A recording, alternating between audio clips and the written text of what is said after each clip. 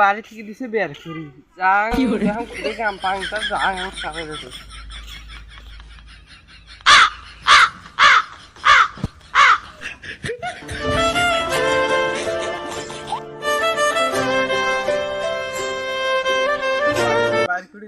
ডাঙে টুঙ্গে আগে শেষ করি কি করে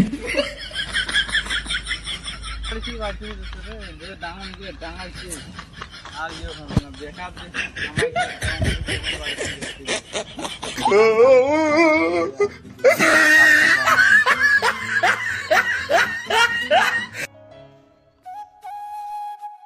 রে বন্ধু তুই কই যাস?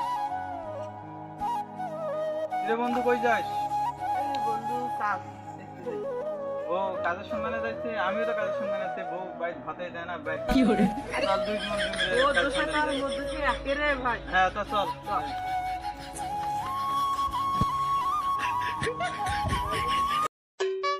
রে বন্ধু রে সামনে না? হ্যাঁ রে বন্ধু।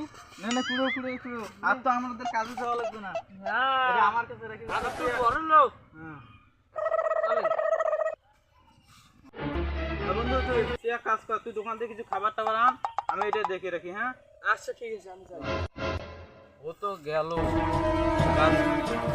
এইটা আমাকে মাইর দেওয়া লাগবে, ওকে আমি ভাগ দেবো না। এক কাজ করি, ওকে আমি মেরে ফেলবো। ও আগে দোকান থেকে আসে, ওকে আমি মেরে ফেলবো। আমি যদি দোকানে যে খাবার আনি, আমি একাই স্বর্ণের ভাগ নেবো, তা আমি দোকান থেকে যা রুটি দিয়ে বিষ মিশিয়ে ওকে খাওয়াবো।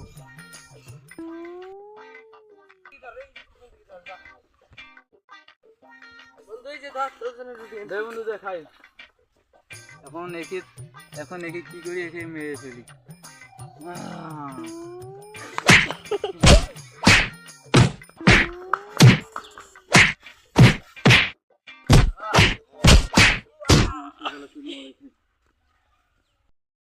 ওকে তো মেরে ফেলাম, যা এখন স্বর্ণ আমার একার হবে।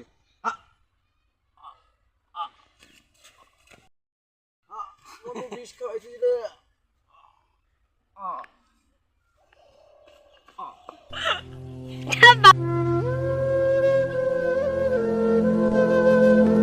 ওই যে মানুষ কথায় বলে না, লোভে বাপ পাপে মৃত্যু, তাই কিন্তু আমাদের এই গল্পটাতেও তাই হয়েছে।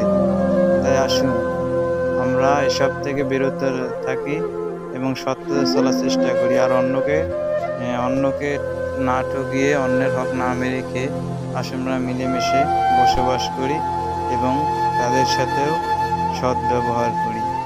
খোদা হাফেজ।